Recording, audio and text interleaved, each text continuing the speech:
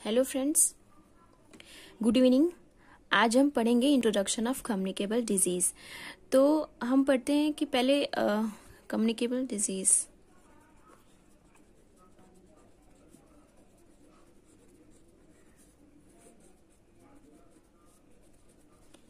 Communicable disease तो हमें सारे डिजीज़ के बारे में हम स्टेप वाइज पढ़ेंगे। स्टेप वाइज सारे कम्युनिकेबल डिजीज कितने हैं, लेकिन उससे पहले हमें इससे रिलेटेड जो बेसिक टर्मिनोलॉजीज है, बेसिक पोर्शन है, उसको पढ़ना है। क्योंकि जब हम आगे इसके टॉपिक सारे डिजीज के बारे में पढ़ेंगे तो उसमें सारे टर्मिनोलॉजीज आएंगे। तो पहले हम इसको जाने रहेंगे, पहले पढ़े रहेंगे, तो हमें बाद में दिक्कत नहीं होगी। तो पहले हमें जान लेना चाहिए कि कम्युनिकेबल डिजीज होता क्या है। तो कम्युनिकेबल डिजीज क्या होता है कि डिजीज अगर एक पर्सन से दूसरे पर्सन में जाती है उसको कम्युनिकेबल डिजीज कहते हैं। Spread of disease from one person to another person. Disease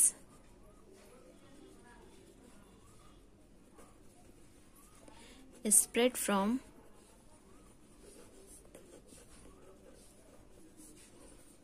one person to another person। तो कम्युनिकेबल डिजीज क्या होता है? डिजीज जो होता है वो अगर एक पर्सन से, अगर एक इन्फेक्टेड पर्सन है तो वो अगर किसी हेल्दी पर्सन को इन्फेक्ट कर देता है तो उसको स्प्रेड कर देता है, तो उसको कम्युनिकेबल डिजीज कहते हैं। तो ये भी है कि कम्युनिकेबल डिजीज को एक पर्सन से दूसरे पर्सन में स्प्रेड करने के लिए 3 फैक्टर की जरूरत होती है। वो क्या है?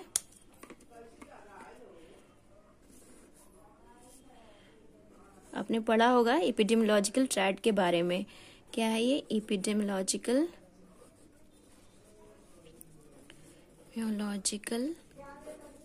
ट्रैड इसको एपिडेमियोलॉजिकल ट्रैड कहते हैं। और किसी भी डिजीज को एक पर्सन से दूसरे पर्सन में फैलाने के लिए उस 3 फैक्टर की जरूरत पड़ती है। एजेंट की, एनवायरनमेंट की और होस्ट की। तो एजेंट से कोई भी डिजीज, एजेंट से किसी में एनवायरनमेंट में फैलता है, एनवायरनमेंट से किसी मोड के थ्रू होस्ट में जाता है। तो इतना हमने पढ़ लिया कि कम्युनिकेबल डिजीज क्या होता है और कैसे फैलता है। अब हम क्या नेक्स्ट देखते हैं? रैशेस के बारे में। जो कम्युनिकेबल डिजीज के अंदर जो रैशेस बनते हैं अलग अलग फॉर्म में, तो उसके बारे में देखते हैं। तो हम अगर सारे रैशेस के बारे में पढ़े रहेंगे तो हमें बाद में दिक्कत नहीं होगी। तो रैशेस क्या है? फर्स्ट क्या है? मैक्यूल्स। तो मैक्यूल्स क्या होते हैं कि ये स्किन पे जो होते हैं वो फ्लैट फॉर्म में होते हैं, एकदम फ्लैट फॉर्म में होंगे। और ये different colour from surrounding skin. जो सराउंडिंग स्किन, जो बैकग्राउंड स्किन होता है, उससे इनका कलर थोड़ा डिफरेंट होगा, लेकिन एकदम फ्लैट होंगे। और इनका डायमीटर जो होगा 1 centimetre in diameter, less than 1 centimetre in diameter होगा, लेस देन होगा 1 सेंटीमीटर इन डायमीटर। और अब दूसरा देखते हैं कि क्या है? पैप्यूल्स नेक्स्ट क्या है? पैप्यूल्स क्या होते हैं कि ये एलिवेशन फॉर्म में होते हैं, थोड़ा उभरे हुए होते हैं, एलिवेटेड फॉर्म में होते हैं, और ये सॉलिड फॉर्म में होते हैं। और इनका भी diameter less than 1 centimetre diameter होता है, लेस देन 1 सेंटीमीटर होता है। और नेक्स्ट है वेसिकल्स। जो वेसिकल्स होते हैं वो भी एलिवेटेड फॉर्म में होते हैं, और ये फिल्ड विथ क्लियर फ्लूइड। तो उभरे हुए दाने की तरह होंगे और इसमें पानी भरा हुआ होता है, फ्लूइड की तरह, मतलब क्लियर फ्लूइड भरा होता है। तो हमने देखा कि रैशेस जो होते हैं वो उसमें से मैक्यूल जो होते हैं वो फ्लैट फॉर्म में, स्किन में एकदम फ्लैट फॉर्म में होंगे। और वो बस वो स्किन का जो सराउंडिंग कलर है उससे थोड़ा इनका कलर डिफरेंट रहेगा, और ये less than 1 centimetre in diameter होंगे। और पैप्यूल्स क्या होते हैं? वो एलिवेटेड फॉर्म में, उभरे हुए फॉर्म में होते हैं और सॉलिड दिखते हैं, एकदम सॉलिड दिखते हैं। और ये इनका डायमीटर लेस देन 1 सेंटीमीटर होता है। और वेसिकल्स जो होते हैं वो भी एलिवेटेड फॉर्म में होते हैं, लेकिन ये जो होते हैं ये क्लियर विथ फ्लूइड होते हैं, ये फ्लूइड से भरे हुए होते हैं, क्लियर फ्लूइड से। अब नेक्स्ट देखते हैं, इनका भी डायमीटर लेस देन 1 सेंटीमीटर होता है। अब नेक्स्ट क्या है? पस्ट्यूल्स। पेस्ट्यूल्स है। तो जो पेस्ट्यूल्स होते हैं वो नाम में ही है पस, हाँ, ये एलिवेटेड फॉर्म में होते हैं, ये भी उभरे हुए होते हैं। और पेस्ट्यूल से हम आप याद कर सकते हैं कि मतलब पस भरा होता है। बाकी हमने देखा कि सॉलिड ये मैक्यूल्स जो होते हैं वो फ्लैट में होते हैं, उनमें कुछ नहीं, मतलब नॉर्मली फ्लैट होते हैं। पैप्यूल्स जो होते हैं वो एलिवेटेड फॉर्म में होते हैं, उनमें सॉलिड फॉर्म में होते हैं। और वेसिकल्स जो होते हैं उसमें क्लियर फ्लूइड भरा होता है। और पेस्ट्यूल्स जो होते हैं वो पस से, इससे हम याद कर सकते हैं पेस्ट्यूल्स, इसमें पस फिल्ड विथ पस होते हैं, ये रहेंगे, इसमें पस की तरह दिखाई देगा, उभरा हुआ पस जैसा लगता है कि इसमें येलोइश कलर में पस भरा होता है। ये इनका भी डायमीटर ये less than 1 centimetre in diameter होते हैं। और लास्ट क्या होता है, स्कार फॉर्मेशन होता है कि जब सबसाइड हो जाते हैं सारे रैशेज, जो मतलब after subsiding the rashes remaining marks known as scar. तो जो बाकी स्कार बच जाते हैं, मतलब जो मार्क्स छोड़ जाते हैं उसको स्कार बोलते हैं आफ्टर सबसाइडिंग द रैशेज। तो हमने रैशेज के बारे में पढ़ा और हमें मतलब याद भी रखना चाहिए। तो जब next communicable disease step by step पढ़ेंगे सारे कम्युनिकेबल डिजीजेस, तो ये उसके अंदर आएंगे तो हम जाने रहेंगे, पहले से पढ़े रहेंगे, तो हमें बाद में दिक्कत नहीं होगी। तो अब आते हैं जो बेसिक टर्मिनोलॉजीज हैं, बेसिक टर्मिनोलॉजीज जो हमें जानने चाहिए वो इस टॉपिक के अंदर आएंगे जब हम डिजीज पढ़ेंगे, कम्युनिकेबल डिजीज, तो हम पढ़े रहेंगे तो हमें कोई दिक्कत नहीं होगी। तो आइए जानते हैं टर्मिनोलॉजीज। वैसे आपने पढ़ा होगा इंक्यूबेशन पीरियड क्या होता है, तो आपको पता हो इंक्यूबेशन पीरियड जो होता है वो मैं बताती हूँ, time period between entry of micro organism and produces first sign and symptoms. तो ये जो टाइम पीरियड होता है बीच का, अगर जैसे कि मैं एग्जांपल देती हूँ कि मीन्स 5 डेट को, मतलब 5 तारीख को ये अगर हमें इन्फेक्शन हुआ, हाँ 5 तारीख को अगर ऑर्गेनिज्म जो है हमारे बॉडी में एंट्री किए, तो ये जो टाइम पीरियड, और 10 तारीख मतलब 10 या 15 को, मान लीजिए 15 को फर्स्ट साइन एंड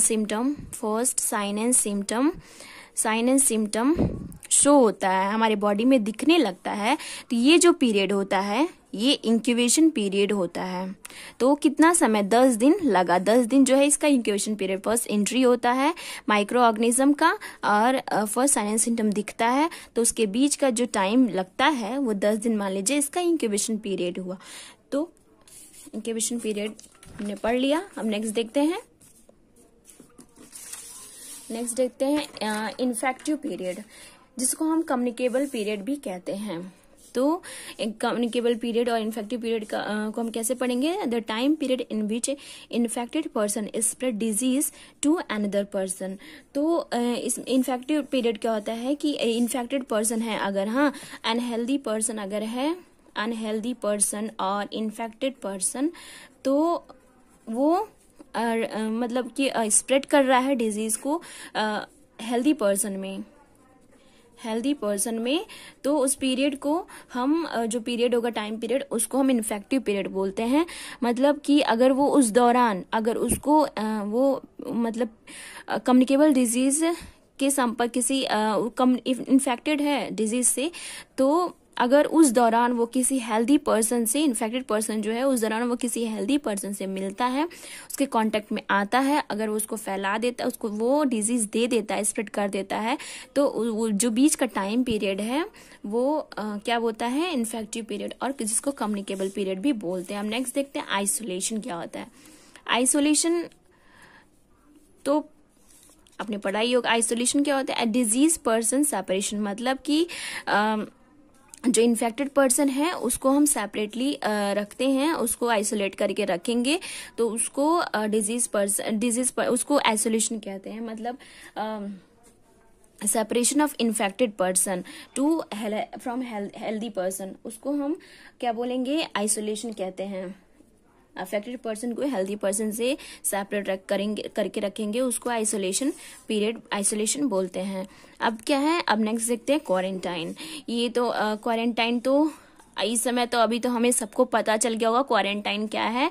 तो ये जो महामारी चली है कोविड-19 की, इस समय, तो डेली न्यूज में दिखाता ही है।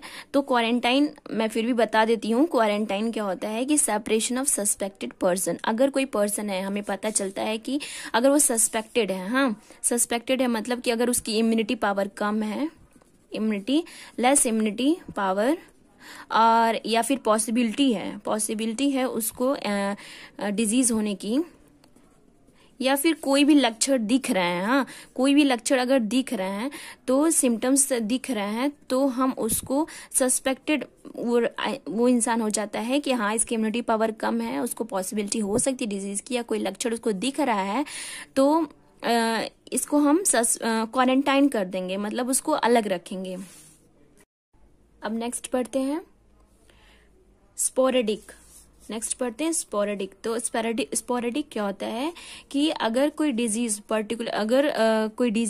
पर्टिकुलर पॉपुलेशन में पर्टिकुलर रीजन के अंदर डिजीज होती है, तो उसको स्पोरेडिक कहते हैं। मतलब कि कोई पर्टिकुलर पॉपुलेशन है, एरिया है, वहाँ पे पॉपुलेशन है, वहाँ पे कुछ रीजन में ये डिजीज हो गई है, फ्यू केसेस मिलते हैं, तो उसको स्पोरेडिक कहते हैं। इसमें फ्यू केसेस बस मिलते हैं, स्पोरेडिक इसको बोलेंगे। अब देखते हैं इंडेमिक क्या होता है। तो इंडेमिक क्या होता है कि पर्टिकुलर जियोग्राफिकल एरिया में पर्टिकुलर टाइम पीरियड के लिए डिजीज होती है, डिजीज प्रेजेंट होती है, तो उसको इंडेमिक बोलते हैं। मतलब कि अगर कोई डिजीज है पर्टिकुलर जियोग्राफिकल एरिया, जो एरिया है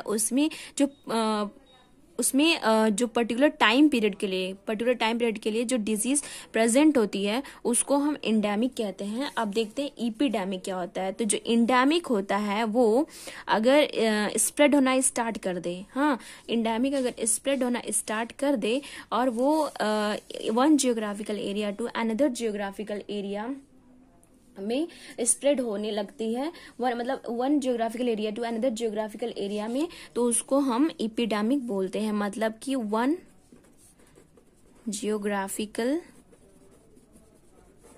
area to another geographical area, तो इसको हम क्या बोलेंगे, इपिडेमिक बोलते हैं। और पैंडेमिक क्या होता है कि जिसको हम महामारी भी बोलते हैं, महामारी। जैसे ये कोविड-19 इस समय चला हुआ है, हमारे पूरे देश में पूरा देश इस महामारी से ग्रसित हुआ है, कोविड-19 से, कोरोना से, तो उसको हम पैंडेमिक बोलते हैं। जैसे कि वर्ल्ड वाइड अगर डिजीज हो जाता है वर्ल्ड वाइड, तो उसको हम पैंडेमिक बोलते हैं। अगर वर्ल्ड वाइड हो जाए डिजीज, पूरी कंट्री इससे अफेक्टेड हो जाए, तो उसको हम पैंडेमिक बोलेंगे। चलिए आइए अब देख लेते हैं कि आज हमने क्या क्या पढ़ा। पहले हमने पढ़ा कम्युनिकेबल डिजीज क्या होता है, कि अगर कोई डिजीज एक पर्सन से दूसरे पर्सन में स्प्रेड हो रहा है, तो उसको हम कम्युनिकेबल डिजीज कहते हैं। और कोई भी डिजीज को फैलाने के लिए 3 फैक्टर का होना बहुत जरूरी है, agent, environment and host. Next हमने पढ़ा रैशेस के बारे में। तो जो कम्युनिकेबल डिजीज में जो टॉपिक हम पढ़ेंगे उसमें ये सारे टर्मिनोलॉजीज आएंगे, इसलिए हमने ये सब देख लिया, तो बाद में हमें दिक्कत नहीं होगी। तो जैसे हमने क्या क्या पढ़ा, मैक्यूल्स पढ़ा जो फ्लैट फॉर्म में होते हैं, और पैप्यूल्स पढ़ा जो एलिवेटेड होते हैं, सॉलिड फॉर्म में होते हैं, और वेसिकल्स पढ़ा जो एलिवेटेड होते हैं, वो फिल्ड विथ क्लियर फ्लूइड से फिल्ड होते हैं। फिर हमने पढ़ा पेस्ट्यूल्स में क्या पढ़ा कि ये भी एलिवेटेड फॉर्म में होते हैं, और ये फिल्ड विथ पस होते हैं। हमने पेस्ट्यूल से हमें याद रखना है कि ये पस फिल्ड होते हैं, इसमें स्कार फॉर्मेशन जो सारे आफ्टर सबसाइडिंग जो रैशेस होते हैं वो सबसाइड हो जाते हैं, तो जो मार्क वहां पे हो जाता है उसको हम स्कार कहते हैं। और उसके बाद हमने पढ़ा टर्मिनोलॉजीज के बारे में, इंक्यूबेशन पीरियड के बारे में। तो इंक्यूबेशन पीरियड क्या होता है कि the time period between entry of micro organism and produce first sign and symptom. तो जो टाइम पीरियड होता है उसको हम इंक्यूबेशन पीरियड कहते हैं। और उसके बाद हमने पढ़ा कि इन्फेक्टिव पीरियड क्या होता है, जिसको हम कम्युनिकेबल डिजीज भी, कम्युनिकेबल पीरियड भी बोलते हैं। तो time period in which infected person spread disease to another person. तो क्या है कि अनहेल्दी पर्सन अगर हेल्दी पर्सन को कांटेक्ट में जाता है, हेल्दी पर्सन के कांटेक्ट में जाता है, उसको इन्फेक्ट कर देता है, उसको भी उस डिजीज से ग्रसित कर देता है, तो उस पीरियड को, जो टाइम पीरियड होता है बीच का, उसको हम इन्फेक्टिव पीरियड और कम्युनिकेबल पीरियड बोलते हैं। आइसोलेशन क्या होता है कि इन्फेक्टेड पर्सन को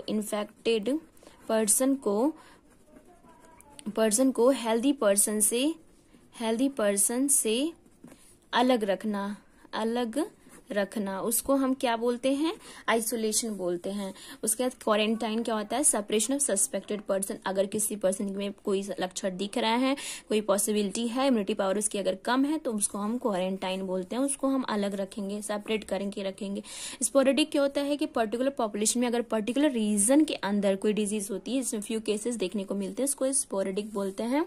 फिर हमने पढ़ा एंडेमिक के बारे में। तो जो पर्टिकुलर जियोग्राफिकल एरिया में अगर पर्टिकुलर टाइम पीरियड के लिए कोई डिजीज होती है, तो उसको हम एंडेमिक कहते हैं। एपिडेमिक किसको कहते हैं कि अगर जो एंडेमिक है वो फैलना स्टार्ट कर दे, स्प्रेड होना स्टार्ट कर दे, और वो one geographical area to another geographical area में फैल जाए, तो उसको एंडेमिक कहते हैं। और पैंडेमिक किसको कहते हैं, जैसे हमारे लिए एग्जाम्पल है कोविड-19।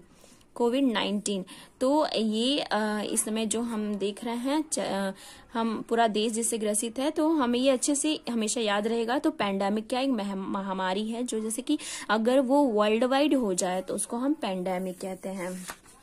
तो फ्रेंड्स, आई होप आपको आज का जो इंट्रोडक्शन ऑफ कम्युनिकेबल डिजीजेज है समझ में आया होगा।